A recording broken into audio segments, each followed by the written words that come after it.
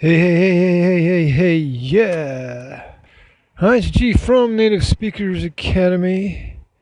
And sometimes you have to take a little step back before you can go forward. Let's let all these cars pass by. Welcome to Drivecast. This is where I express myself whilst driving. At this point, reversing and waving to the neighbours as they pass by, walking off up into the countryside to pick mushrooms, I believe. Or maybe something else. Anyway, what's on my mind? What's on your mind? Where are you? What are you doing? More importantly, why are you doing it?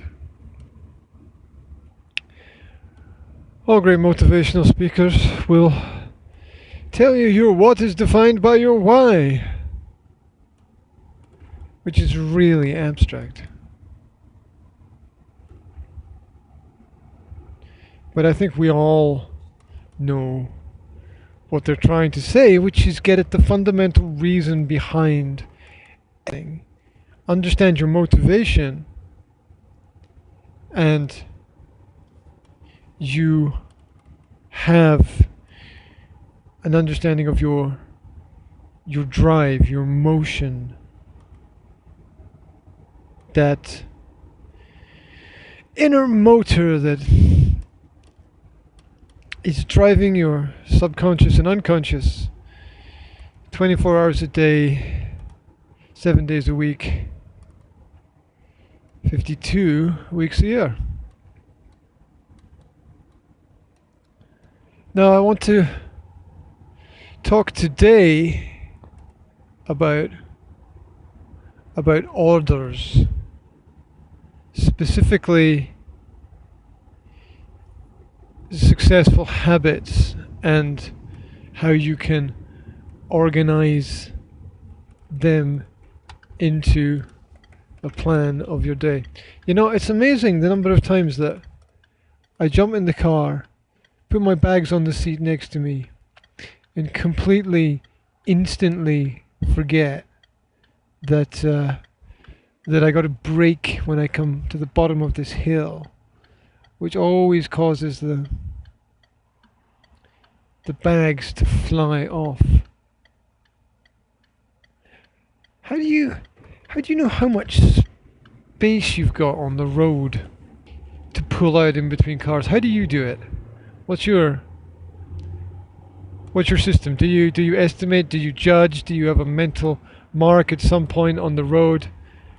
Like, for example, I count 4 seconds between the cars. If there's 4 seconds space between the cars, then there's enough space for me to safely pull out onto the road.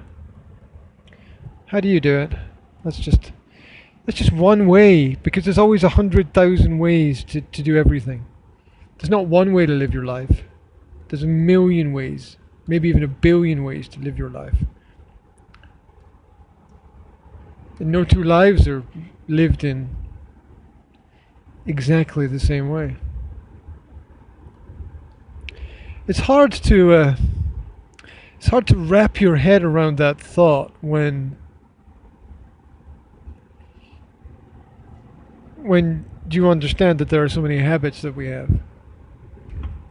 There are so many habits related to our schooling, our studies, our work, our hobbies, our interests, our lifestyles, our beliefs. And yet we can't escape from the nature of individuality, and we don't want to. Why would you want to do that? There's a great word. Individual. Division. Divide. In. That's interesting.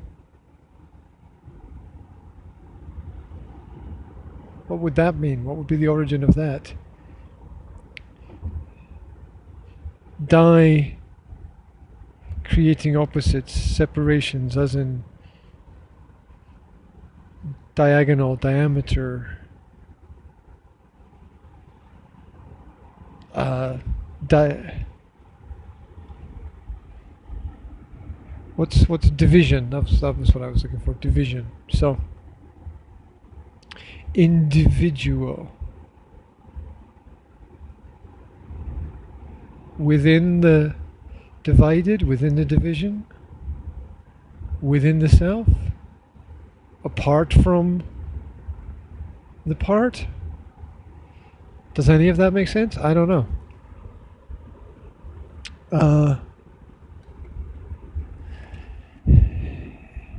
Anyway, the order and the organization of things.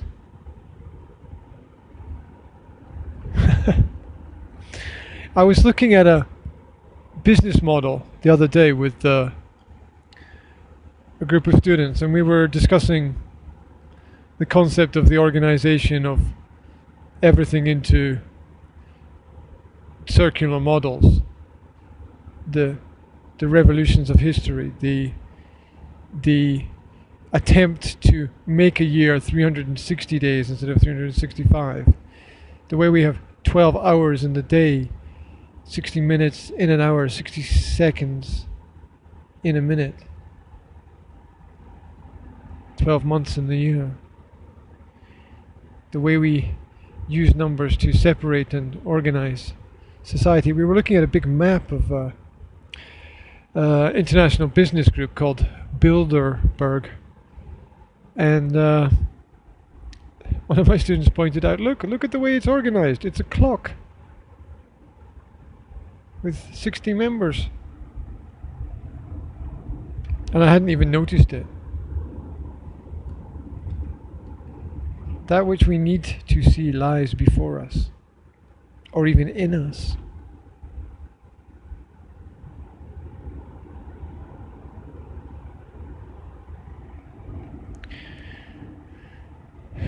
You are not talking to him or her or them, you're always talking to yourself.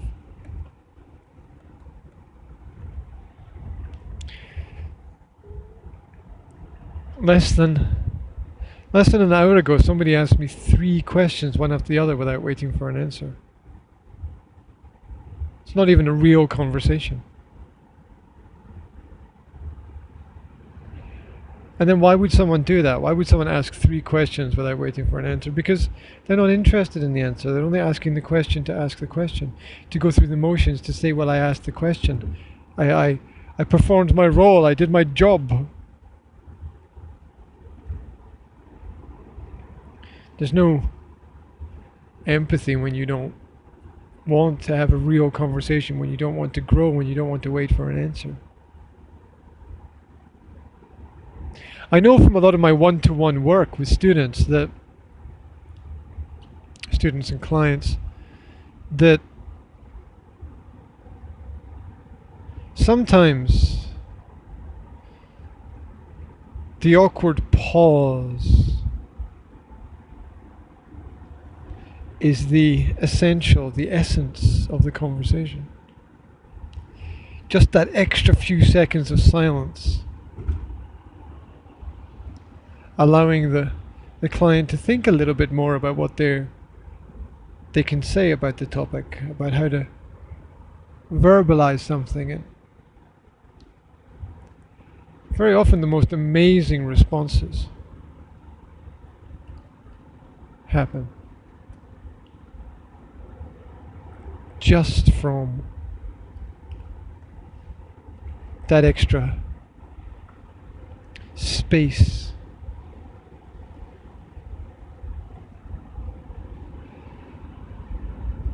I wonder if that silent space is perhaps the most important part of any conversation. Allowing people the time they need to find the answers they seek. Could it be? What do you think? I can't tell you what is right, because only you know from your experience which puzzle piece best fits the mosaic of your life. So back to organization of things. Part of the nature of organization is not just understanding what you have to do, but prioritizing what you have to do. All begins with questions. Everything begins with the question. The question, the quest, the journey, the discovery. Ask, ask, ask, and you shall receive. Ask the right question and you will receive the right answer. If you have the wrong answer, it's because you have the wrong question.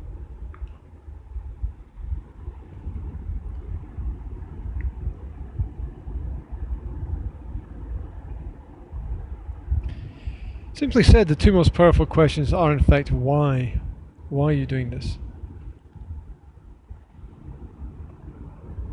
Second most powerful question is how to do something. What is the method? The drive, understanding the drive, followed by understanding the method, puts you in a position to give yourself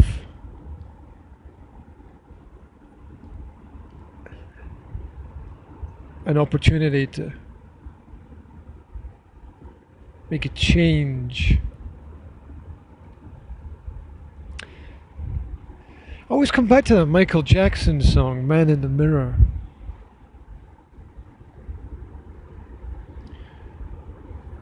You know, the greatest human creations are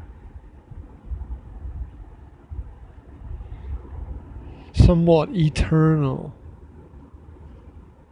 I heard that song the other day and it was just like hearing it for the first time again. I'm gonna make a change for what's in my life. Oh wow, I just did. I wish I had a voice like that. His voice was stunning, wasn't it? And the way that he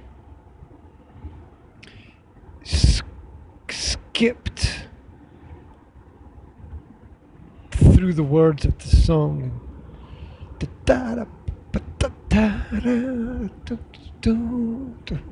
You can just feel the words vibrating through each part of the body, and it just makes the body want to move.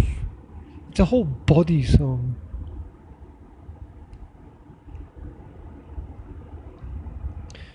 And of course it's the man in the mirror. I'm looking at the man in the mirror. I'm asking him to make that change. If you want to make the world a better place, take a look at yourself and then make that change. It's the kind of lyrics that make the hair on your arms stand up.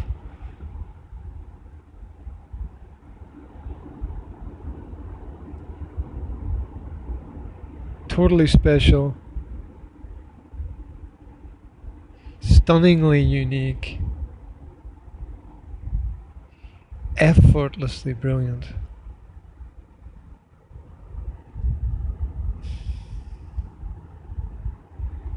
So,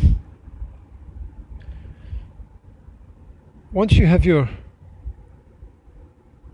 order, you can then prioritize.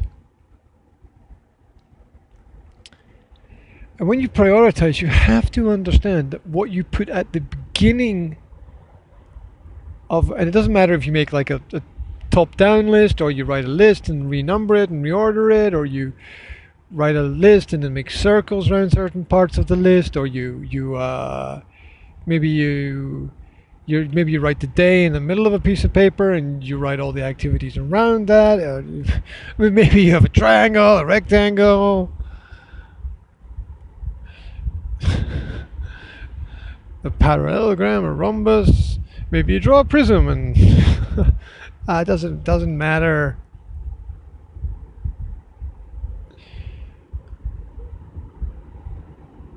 As long as you're heading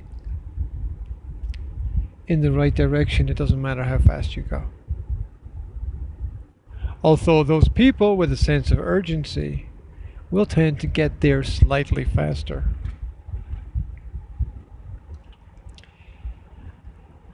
So what's important?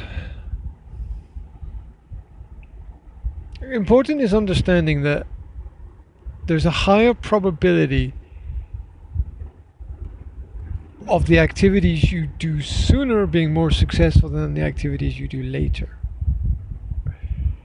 So that when you plan the events in a day, and let's divide a day into morning, afternoon, and evening,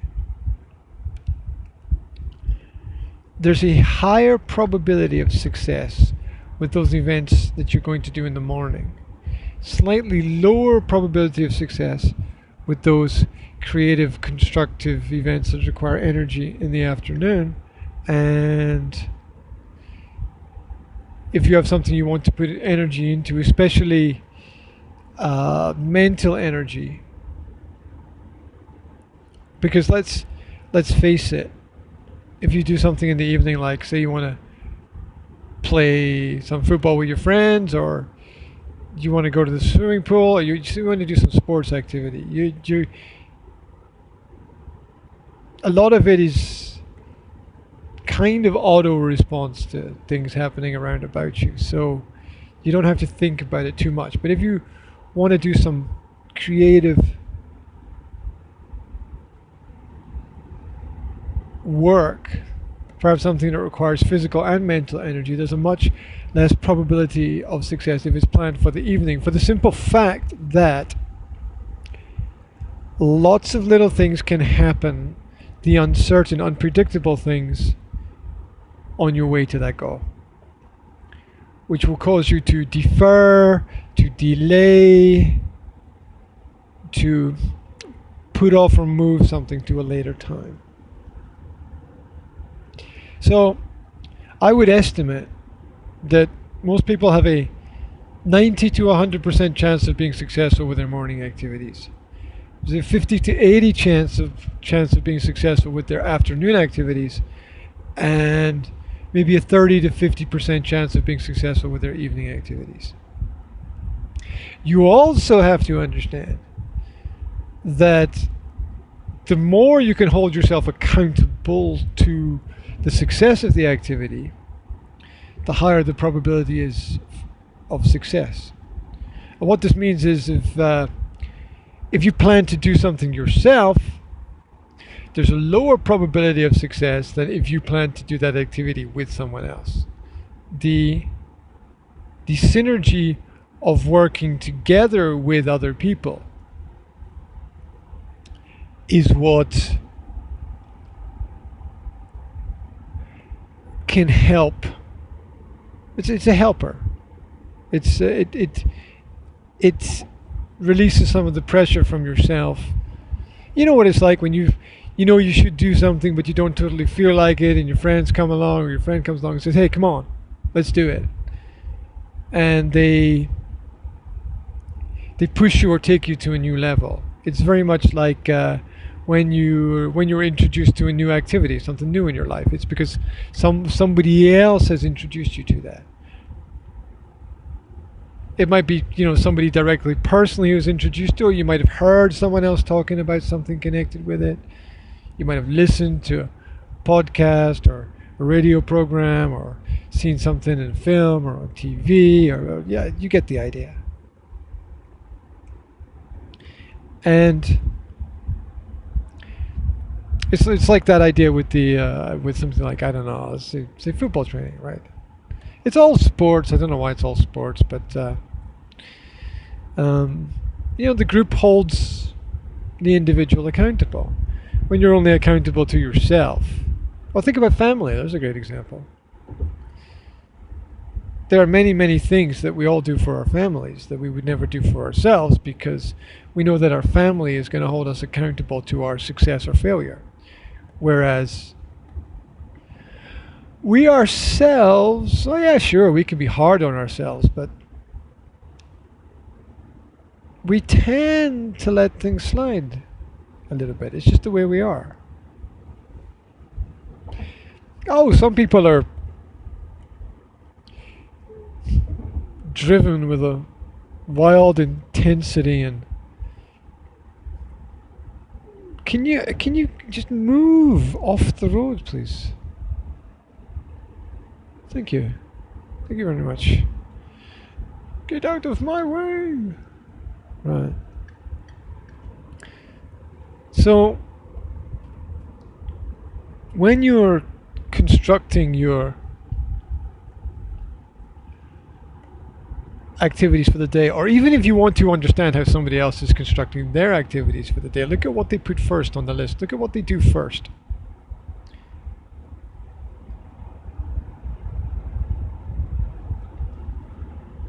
Because that's really the setup for the whole success of the activity. It's the prioritization. And what do people do first thing in the morning when they wake up? What do? Do they they turn on the radio? Do they do some yoga? Do they make a cup of coffee?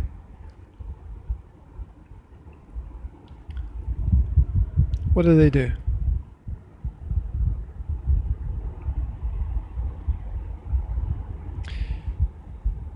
Because that's setting up their day, and what happens first is going to be what is most important.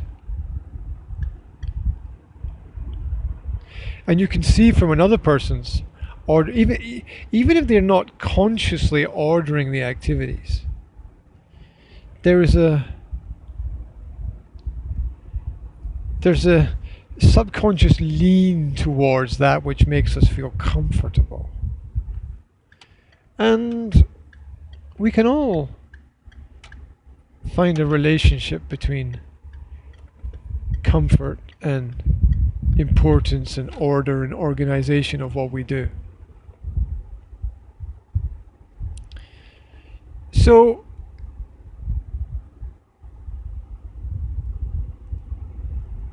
from my perspective, it's absolutely necessary to have the key driving events of your day as the first 2 or 3 things that you do. And everything else feeds into the success or failure in the momentum of those early events.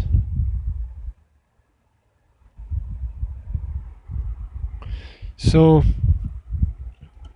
be conscious of it, be aware of it, and use it to your advantage. In an ideal world, the day would be divided basically into 3 parts, I think. I think in an ideal world, my day would be divided into the first part of the day would be personal development and exercise. The second part of the day would be business development and work. And the third part of the day would be family. And that's not because family is third on the list. It's because if I don't grow, the business can't grow, and if the business can't grow, I can't feed things back into the family. And we all need something to work on in our lives. And so that's the thought. Be conscious, be aware, be organized, and to be prioritized. Thanks for tuning in. It's last part, and off to pick up some food on my way to the office. There we go.